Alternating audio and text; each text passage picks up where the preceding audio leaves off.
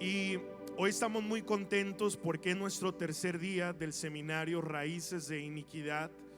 ¿Y cuántos han sido bendecidos durante estos 3 días? ¿Cuántos Dios les ha hablado? Yo creo que lo que hemos recibido no es una enseñanza simplemente para tenerla por 3 días, sino que lo que Dios espera es que esto se convierta en un rema. Puedes anotar ahí la diferencia entre rema y logos, porque logos es lo que Dios dijo, pero rema es lo que Dios está diciendo. Y algo que Dios está diciendo es lo que llamamos la palabra rema. Y lo que Dios ha estado hablando en estos días, que ha sido una palabra rema, es sobre las raíces de iniquidad. Desde el primer día comenzamos aprendiendo lo que es la iniquidad, cómo esta surge. El día de ayer estuvimos hablando sobre la diferencia entre iniquidad, rebelión y pecado, y cómo estas tres no son las mismas y no las podemos colocar como en un mismo saco, como para generalizar la maldad, sino que Dios en el libro de Éxodo es muy específico en diferenciar lo que es una iniquidad, lo que es una rebelión y lo que es un pecado. Luego el pastor Iván nos estuvo hablando sobre cómo salir de la cárcel. ¿Cuántos fueron tocados por Dios? Pero hoy vamos a estar hablando sobre un tema que lleva por título completamente libres. Digan conmigo, completamente libres. Y vamos a comenzar y poner en pantallas Primera de Tesalonicenses capítulo 5 verso 23, que dice: y el mismo Dios de paz os santifique por completo, y todo vuestro ser, que dice ahí, espíritu, alma y cuerpo, sea guardado irreprensible para la venida de Jesucristo. Me encantaría que subrayaras la frase todo vuestro ser, porque es muy interesante lo que escribe el apóstol Pablo. Él está hablando que cuando Dios creó al hombre, Dios lo hizo un ser tripartita. Y Dios nos configuró, Dios nos hizo de tal manera que ahora nosotros podemos entender por la palabra que no solamente somos un cuerpo, pero que somos un espíritu, somos un alma y somos un cuerpo. Di conmigo: espíritu, alma y cuerpo. Lo que es visible y la parte externa es el cuerpo, es la parte más notoria del ser humano. De hecho, la escritura dice que el hombre es lo que ve, el hombre ve lo que está delante de sus ojos. En el cuerpo nosotros encontramos lo que se llama los 5 sentidos. Y una de las cosas que debemos entender, y me encantaría que lo pusieras ahí, es que en el cuerpo se encuentran las puertas espirituales al interior del ser. Lo que pasa por el cuerpo y lo que el cuerpo recibe tiene el poder de atar el alma y tiene poder de ir más profundo y atar el espíritu. Por eso solamente cito, para no profundizar tanto en esto, que el Señor Jesús dijo que si el ojo es bueno, todo el ser disfrutará de luz. El apóstol Pablo escribió a los Corintios: ¿o ignoráis que vuestro cuerpo es el templo del Espíritu Santo, el cual es de Dios y no es nuestro? Pero también añade en el capítulo 3 de primera carta a los Corintios y dice lo siguiente: que el que destruya el templo de Dios, el que destruya su cuerpo, Dios también lo destruirá a él. ¿Qué es lo que quiere decir esto? En otras palabras, el Señor nos hace una invitación a cuidar nuestro cuerpo, a ser buenos mayordomos de esta habitación temporal de carne en la que hoy nuestra alma y nuestro espíritu reposan. Pero después encontramos una segunda parte del ser, que es la parte del alma. Digan conmigo: alma. Y en el alma nosotros encontramos 3 cosas. Lo vas a encontrar ahí en tu bosquejo. Encontramos la mente, encontramos las emociones y encontramos la voluntad. Ahora, cuando el hombre está lejos de Dios, el hombre es gobernado, escúchame por favor, por los deseos de su cuerpo, por el deseo de sentir algo en su carne, pero también es gobernado por su alma. Eso quiere decir lo que explica el apóstol Pablo en Romanos capítulo 1, que el hombre está envanecido en sus propios pensamientos. Por eso el hombre lejos de Dios con sus pensamientos literalmente toma la resolución de apartarse de Dios. Pero también, como lo dice la Escritura en el Nuevo Testamento, que el hombre inmaduro es como una nave movida de un lado a otro, porque el hombre gobernado por su alma es una persona emocional. ¿Cuántos están recibiendo la palabra en esta noche? Puedes ir tomando tus apuntes. Pero lo encontramos también dentro del alma, la parte de la voluntad. Y es ahí cuando nosotros literalmente, voluntariamente, le damos el control a pasiones, a deseos, a pensamientos o a sentimientos de que guíen los destinos de nuestra vida. Pero luego está una tercer parte, que es la parte del espíritu, que es la parte donde hoy nos vamos a estar centrando.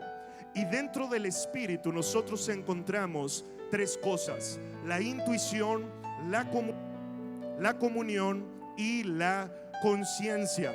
Quiero que escuches y puedes ir subrayando ahí, porque lo primero que voy a mencionar es la conciencia. Que la conciencia es la brújula espiritual que Dios puso en nosotros. Es lo que dice el escritor a los hebreos: los sentidos espirituales que necesitan ser ejercitados para tener un discernimiento de lo que agrada a Dios, de lo que honra a Dios, y también de lo que desagrada a Dios y de lo que lo deshonra. Encontramos también la parte de la comunión. ¿Qué es la comunión? La comunión es la capacidad que Dios nos ha dado para relacionarnos plenamente con Él. Pero luego está la parte de la intuición, que es la parte más elevada del espíritu, que es la parte de la sensibilidad al Espíritu Santo. Y en un momento más vamos a estar profundizando sobre esto, pero quiero leerte un texto en 1 Corintios capítulo 15 verso 45. Vamos para allá en la escritura y vamos a ponerlo en las pantallas, por favor. Esa cita no viene en tus apuntes.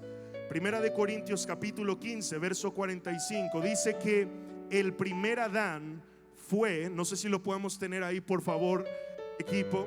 1 Corintios 15 45 dice que el primer Adán fue alma viviente. Digan conmigo: alma viviente. Fíjate lo que está hablando, porque es interesante que cuando Dios creó al hombre, cuando Dios creó a Adán y cuando Dios creó a Eva, Él puso este diseño en ellos: espíritu, alma y cuerpo. Y el Señor se relacionaba con ellos con el diseño original, que era una conexión de espíritu a espíritu. Dios no se quiere relacionar con nosotros a nivel del cuerpo. En filosofía, un profesor de la Ibero, Armando Garza García, decía: hay muchas personas para las cuales la fe es una experiencia estética. ¿Qué es esto? Ay, se me puso chinita la piel, me dieron ganas de llorar, sentí como un escalofrío, una experiencia estética. Y Dios no se quiere relacionar con nosotros a nivel del cuerpo. Tampoco Dios se quiere relacionar con nosotros simplemente a nivel del alma, porque para muchos la vida cristiana, las escrituras, no son más que simple conocimiento. Para otros no son más que simple emoción. Son cristianos emocionales o también son cristianos voluntariosos. Pero el diseño de Dios, me encantaría que lo apuntaras ahí, es relacionarse con nosotros de espíritu a espíritu. Digan conmigo: de espíritu a espíritu. Por eso en Juan capítulo 4, cuando el Señor se encuentra con la mujer samaritana, Él dice algo interesante. Viene en el verso 23. Dice: la hora viene y la hora es en la que los verdaderos adoradores adorarán al Padre en, ¿qué dice? ¿En qué? En cuerpo, en alma, ¿en qué? En espíritu. Dios no se quiere relacionar con nosotros a nivel del cuerpo o simplemente a nivel del alma. Él se quiere relacionar contigo y conmigo de su Espíritu Santo al Espíritu nuestro. Por eso lo primero que murió en Adán y Eva, anótalo ahí por favor. Lo primero que murió en Adán y Eva cuando ellos pecaron fue su parte espiritual. Y al hecho o al acto de haber sido expulsados del huerto del Edén, podemos entenderlo como la neutralización o la atadura de su comunión, de su intuición y de su conciencia. Levanta la mano si estás entendiendo la palabra de esta noche. Es algo sencillo. Él se quiere relacionar contigo de espíritu a espíritu. Por eso dice el primer Adán, el que falló, el que pecó, fue alma viviente. ¿Qué significa alma viviente? Lo puedes poner ahí. Un hombre gobernado por sus instintos carnales. Pero luego termina diciendo el apóstol Pablo: mas el postrer Adán, espíritu vivificante. Escucha entonces, cuando nosotros llegamos a Cristo y nosotros lo hacemos el Señor de nuestras vidas, lo primero que el Señor hace es traer resurrección a nuestra parte espiritual, traer resurrección a nuestro espíritu, para que tú y yo nos podamos relacionar plenamente con Él. ¿Cuántos dicen amén? Él quiere que nos relacionamos plenamente con Él. Por eso dice el postrer Adán, espíritu vivificante. Por eso cuando llegamos a la iglesia, el espíritu una vez más cobra vida. Entonces es como cuando el pueblo de Israel llegó a la tierra prometida y tuvo que empezar a conquistar. Algunos piensan que recibir a Cristo es el final del camino, pero apunta a esto por favor: recibir a Cristo es el inicio del camino. El inicio del camino. Y a partir de que recibimos a Cristo, como lo leíamos ayer en Job 8:8, nos toca inquirir en los padres de las generaciones pasadas para entonces ir quebrantando iniquidad por iniquidad, toda rebelión y todo pecado. Y tenemos que ir trayendo por el poder de Dios, y Él quiere traer por su poder liberación a nuestro espíritu. Y lo primero que en lo que vamos a profundizar es la liberación en la parte de la intuición. Ahora repito, la intuición es la parte de la sensibilidad al Espíritu Santo. En el reino de Dios, la intuición la podemos entender como la fuerza, como el poder y como la unción.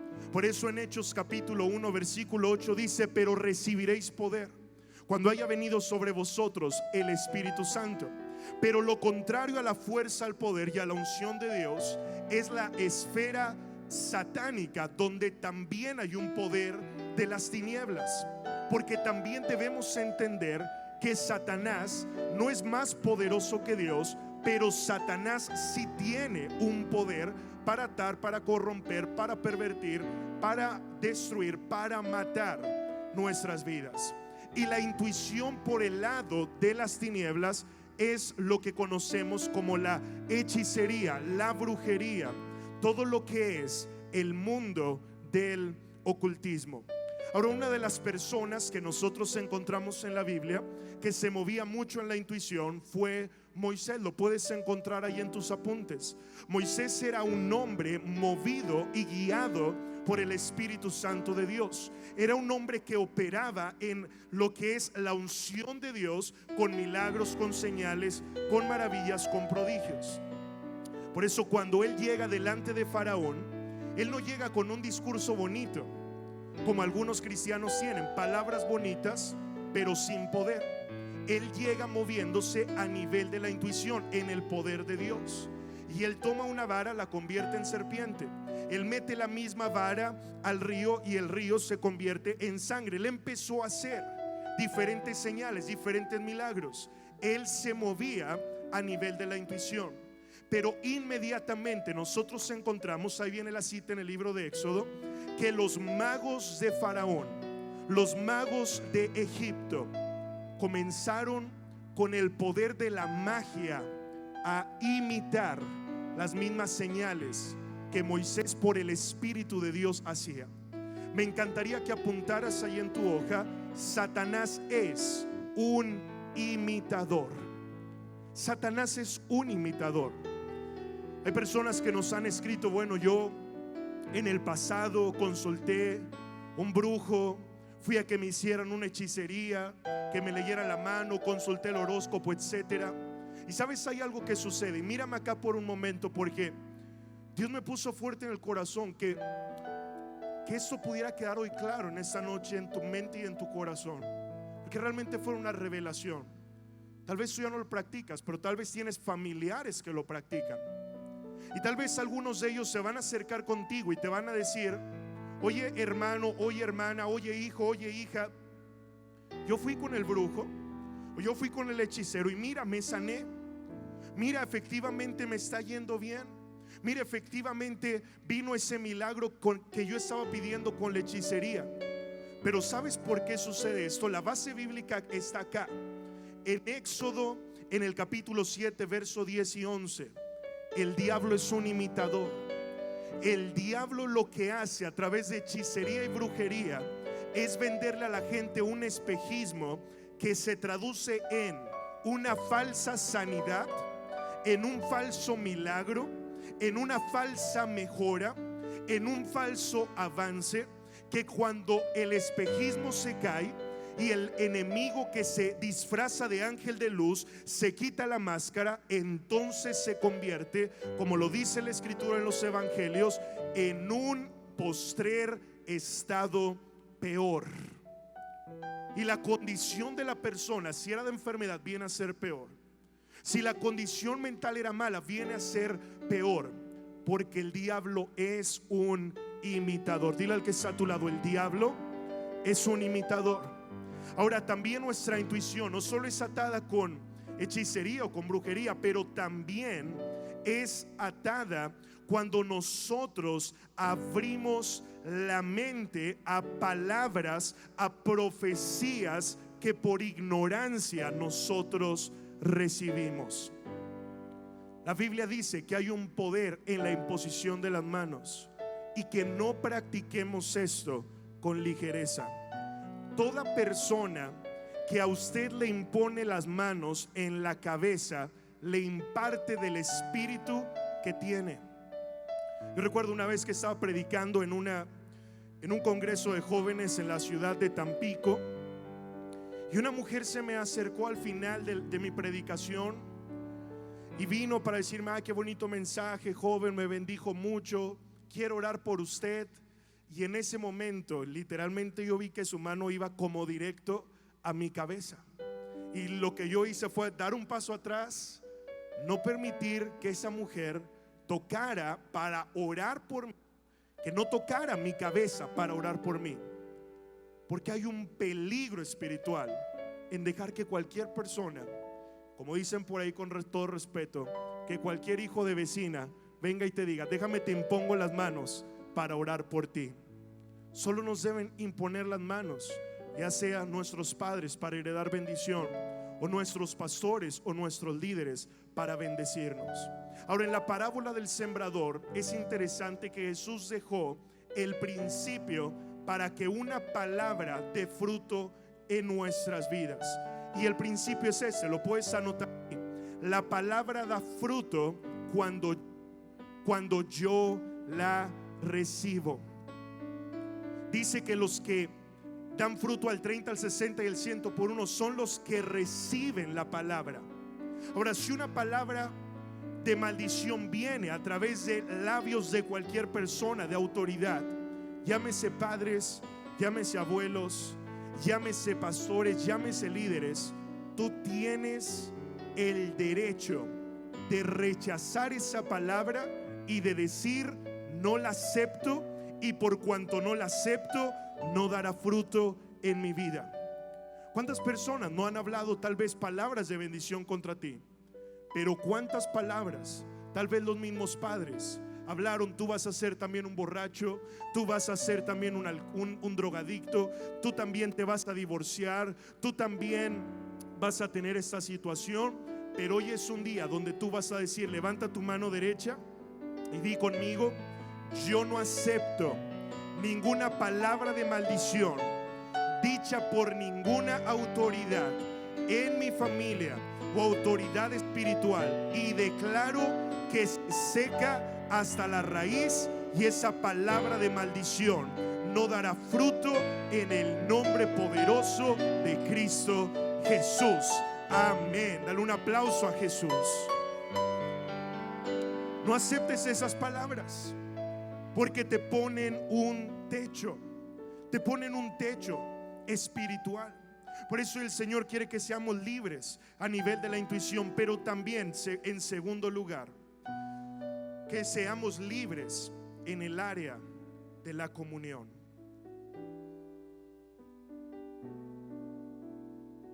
Libres en el área de la comunión. Mateo 18, versículo 3 dice: de cierto les digo que si no se vuelven y se hacen como niños, no podrán entrar en el reino de los cielos. Ahora, yo hablaba el domingo sobre la madurez, sobre no ser niños. Pero el apóstol Pablo fue muy claro, dijo: no sean niños en el modo de pensar, pero sean niños en la malicia. Nótalo ahí: niños en la malicia. Yo no sé si tú has escuchado la frase de algunas personas que te dicen: es que te falta malicia. ¿Alguien ha oído esa frase? Te falta malicia. Porque así es el mundo, porque necesitas una malicia para salir adelante, necesitas una malicia. No, señores. Cuando estamos hablando de ser libres en el área de la comunión, estamos hablando que el Señor quiere restaurar, subráyalo ahí, la inocencia en nuestro corazón. Y una de las maneras en las que el enemigo desde los primeros años roba la inocencia es a través de atropellos sexuales. Hoy es impresionante. Vivimos en una cultura sexualizada. Vivimos en una cultura que es toda consensualidad. En el Facebook está sexualizado.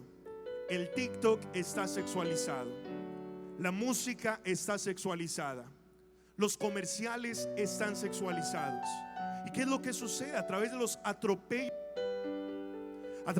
atropellos sexuales, a través de esa cultura llena de malicia, la inocencia en la parte de nuestro espíritu literalmente se pierde, y la parte de nuestra comunión es atada.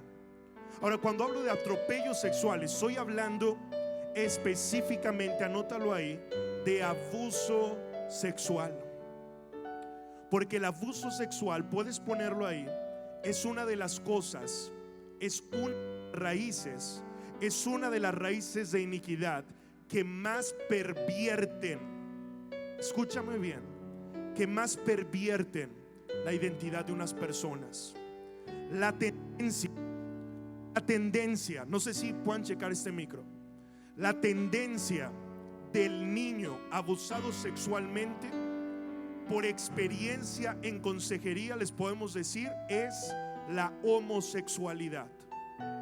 Y la tendencia en las niñas abusadas sexualmente es una sensualidad temprana, una actitud precoz. Y el diablo aprovecha estas cosas para atar nuestras vidas, para robarnos la inocencia desde la niñez. Tú tienes que hacerte, estoy tocando un tema tan delicado, tú tienes que hacerte la pregunta: ¿qué persona o qué circunstancia robó mi inocencia? ¿Cuál fue el día en que la malicia entró en mi corazón? Sabes, lo que genera el abuso sexual son heridas emocionales.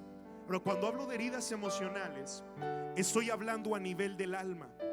Pero hay algo muy interesante que dice el doctor Derek Prince, anótalo ahí por favor, no viene en tu hoja, y es que las heridas no sanadas son puerta abierta para los demonios. Heridas no sanadas son puerta abierta para los demonios. Son una puerta abierta que llegan a nivel primero del alma, pero después por ahí entran más profundo a nivel del espíritu y nos roban esa inocencia. Sabes, para ser libres necesitamos hacer dos cosas. Quiero que lo subrayes ahí. En primer lugar, necesitamos perdonar al que nos robó tenemos que perdonar al que nos robó la inocencia. ¿Quién te robó la inocencia? Tal vez era una persona en la que tú confiabas. Y sabes algo, cuando llegue esa atadura sexual, entonces la persona cae a nivel moral en atadura de pornografía, en atadura de masturbación, luego en la etapa de juventud en lo que es la fornicación. Y fornicación no resuelta. ¿Cuántos jóvenes hay aquí? Levántame la mano y muévela así, por favor. ¿Cuántos tienen hijos que son jóvenes o que son niños? Anota esto, por favor. Fornicación no resuelta en el noviazgo se convertirá en adulterio en el matrimonio. ¿Escuchaste bien? Lo voy a repetir. Fornicación no resuelta en el noviazgo se convertirá en adulterio en el matrimonio. Por eso, si tú eres un joven,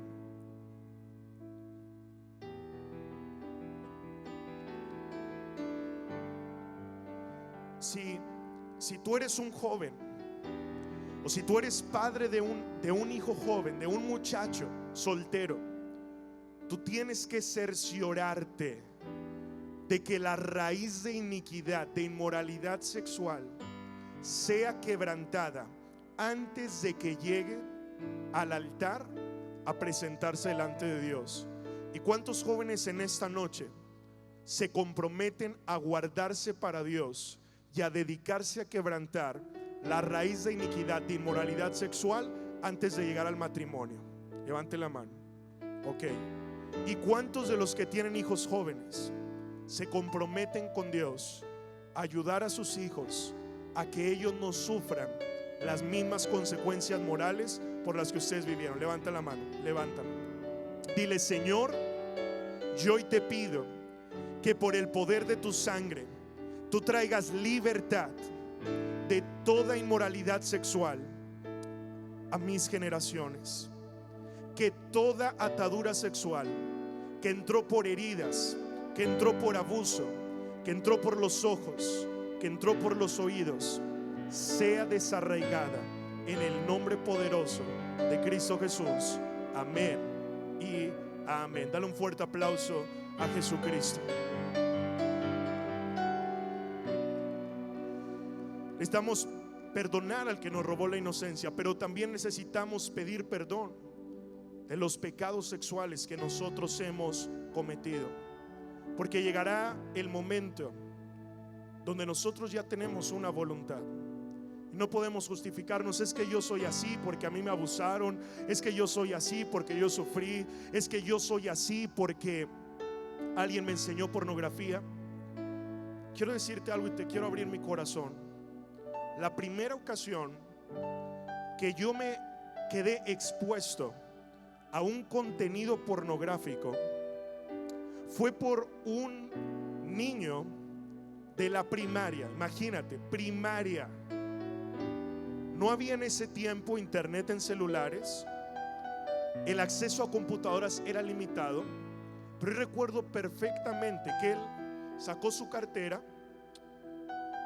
y sacó una estampita con la imagen de una mujer desnuda. Yo me acuerdo la impresión que yo tuve.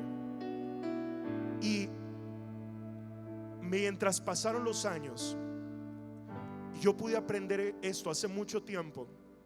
El Señor me llevó hasta ese momento para quebrantar ese día, ese maldito día en el que Satanás, tal vez como niño en sexto de primaria, era algo como de morbo, era algo que parecía insignificante, era algo que parecía un juego, era vamos a ver qué más. Pero uno no se da cuenta cuando el diablo queda atado, y ahí el Señor me llevó a romper con eso. Hoy vivimos en una generación y en un tiempo donde la pornografía está a un clic de distancia.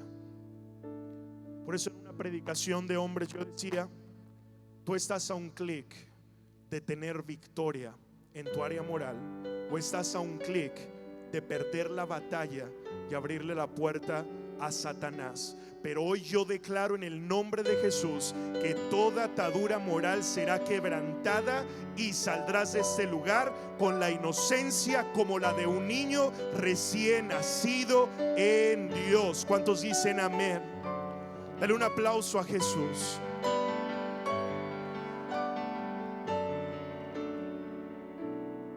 Y lo tercero y lo último. Lo tercero y lo último, la liberación en el área de la conciencia, que es la parte donde está el conocimiento del bien y del mal, que es, subráyalo ahí por favor, donde radica el temor de Dios y donde radica la sabiduría de Dios.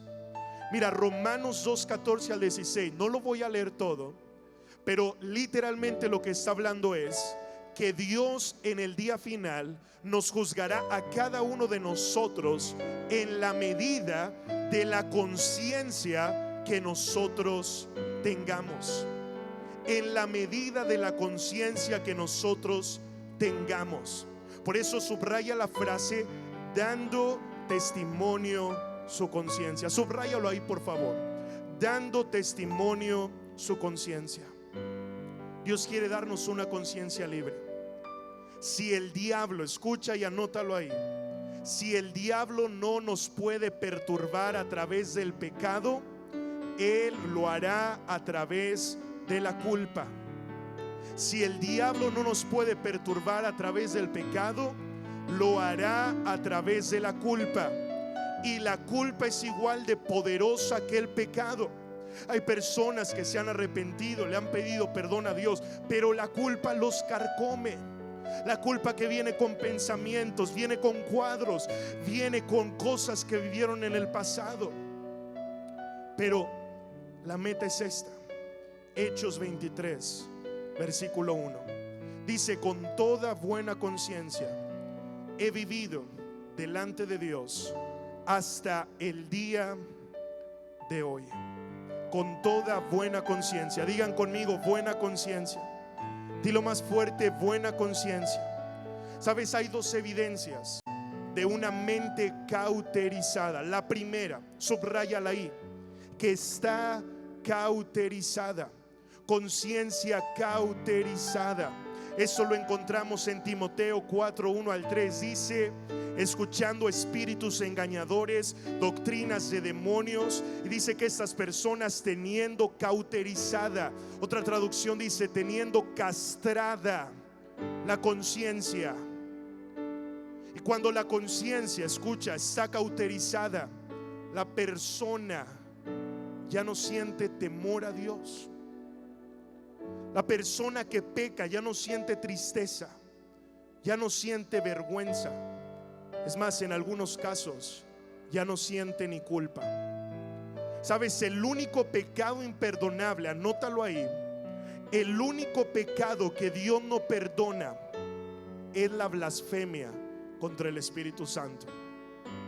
Cuando yo era niño, yo pensaba que la blasfemia contra el Espíritu Santo era como decirle groserías al Espíritu Santo. Porque cuando uno es niño, piensa como niño, habla como niño y juzga como niño. Lo hablábamos el domingo. Pero cuando uno realmente estudia lo que significa la blasfemia contra el Espíritu Santo, puedes apuntarlo ahí. Es rechazar su obra en nuestras vidas. ¿Y cuál es la obra del Espíritu Santo? Darnos el milagro más grande, el milagro más grande aún que cualquier sanidad, el milagro más grande aún que te ganes la lotería, el milagro más grande que aún que el Señor te dé una casa más bonita, el milagro que muchos no están buscando pero les surge recibir, el milagro del arrepentimiento. El arrepentimiento es más que un sentimiento. El arrepentimiento, iglesia, es un milagro. Levanta tus dos manos y di: el arrepentimiento es un milagro. Dile al que está al lado: el arrepentimiento es un milagro. No es algo que provoca la tristeza o la culpa del hombre. Es algo que solo el Espíritu de Dios puede provocar en nuestro interior. Y es literalmente ese sentimiento profundo de tristeza según Dios que nos conduce al arrepentimiento, y que empezamos a decir: Señor, ¿cómo pude hacer este grave mal? ¿Cómo pude haberte fallado? ¿Cómo pude haberte ofendido? ¿Cómo pude haber abierto esta puerta, Señor? ¿Cómo pude haber defraudado mi familia? ¿Cómo pude haber defraudado tu santidad? Ese sentimiento profundo de tristeza según Dios, no hay predicador que lo pueda provocar, no hay elocuencia que lo pueda generar, no hay música linda que lo pueda producir. Solo el dulce Espíritu de Dios, para que podamos orar como David en el Salmo 51: contra ti he pecado, lávame más y más de mi maldad y límpiame de mi pecado. No me eches de delante de ti, no quites de mí tu Santo Espíritu. Vuélveme el gozo de tu salvación y espíritu noble me sustente. Estos son textos del Salmo 51. Y ese salmo es tan tremendo. Ese es el salmo con el que yo recibí ese milagro en un momento disruptivo, en un momento trascendental de mi vida. Porque yo te puedo decir algo: yo me había relacionado con Dios durante toda mi infancia y buena parte de mi juventud a nivel del alma, a nivel de la mente. Tantos textos que me sé, tantos textos que me sabía, tantas reuniones a las que había asistido. Pero en el día de la prueba yo pude ver algo: que tenía una conciencia cauterizada, que tenía un pie en la iglesia y que tenía un pie en el mundo, que ya no sentía lo que dice acá: tristeza, vergüenza o culpa. Pero tuvo que llegar el día, como lo dijo el salmista David. Búsquenme por favor esa cita y pongámosla en las pantallas: limpiaré en inocencia mis manos y así andaré delante de tu altar. No tengo aquí la cita, por favor, si me la buscan y me la pueden poner ahí. Pero también vemos algo con la conciencia, y es que tenemos una mente reprobada. ¿Y qué es la mente reprobada? Y estoy cerrando porque quiero orar. ¿Cuántos sienten el Espíritu Santo en ese lugar? Una mente reprobada, Romanos 1, para hacer cosas que no convienen. Lo único, escucha, y suena fuerte y suena duro, pero es la verdad: lo único que nos hace diferentes a los animales es que tenemos conciencia del bien y el mal. Una perra mata a sus hijos porque no tiene conciencia. Los animales son inmorales sexualmente porque no tienen conciencia. Y cuando tenemos una mente reprobada, una conciencia cautiva, somos como animales. Somos guiados por nuestros instintos sexuales. Somos guiados por nuestros instintos pasionales. Por eso hay homicidio, por eso hay violencia, por eso hay violaciones. Por eso hay un grupo de mujeres clamando porque se haga justicia contra los feminicidios, porque vivimos en una sociedad con la mente reprobada, con una sociedad que no tiene en cuenta a Dios y que por lo tanto hace cosas que no convienen. ¿Cuántos están entendiendo lo que estoy hablando? Que hacen cosas que no convienen. El adúltero tiene la mente tan reprobada que aunque sabe que va a herir a su esposa y va a destruir sus hijos, aún así adultera. El que sabe que el alcohol lo está destruyendo y que puede morirse de cirrosis, sigue tomando. ¿Por qué? Porque tiene una mente reprobada. El que sabe que está hundido financieramente sigue pidiendo préstamos al banco, al compadre, al amigo, al tío, al vecino. Pide la pitarra adelantada. ¿Por qué? Porque tiene una mente ¿qué? Reprobada. Dile al que está a tu lado: ¿tienes una mente reprobada o tienes una mente aprobada? ¿Qué clase de mente tienes tú? No de mente, no de mente, pero la mente reprobada, sí, ahí sí actuamos como dementes. Por eso nosotros necesitamos algo, y es pedirle al único que tiene el poder de hacernos libres, que es Jesucristo.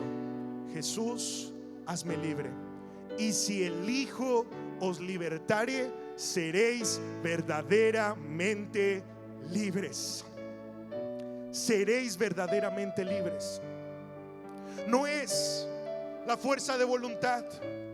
Y cuando viene la tentación, Satanás, fuera, fuera, fuera, fuera, fuchi, fuchi, diablo, te ato, te ato. No, no, no, no, no. Hay una diferencia, anótalo ahí, con esto vamos a cerrar. Entre enemigo subyugado y enemigo erradicado. Muchos cristianos siguen atados a las mismas cosas de la vieja naturaleza y de la vieja vida, porque tienen el enemigo subyugado, pero no erradicado. Pero escucha esto, y con esta frase cierro. A los demonios, que son una fuerza espiritual de maldad que corrompe y que pervierte nuestro interior, no se les educa, no se les subyuga, no se les domestica, ni se les entrena. A los demonios se les echa fuera en el poderoso nombre de Cristo Jesús. Y hoy les decimos: se van, me sueltas y soy libre por la sangre del Cordero inmolado de Dios. Soy libre, soy libre. Di conmigo: soy libre.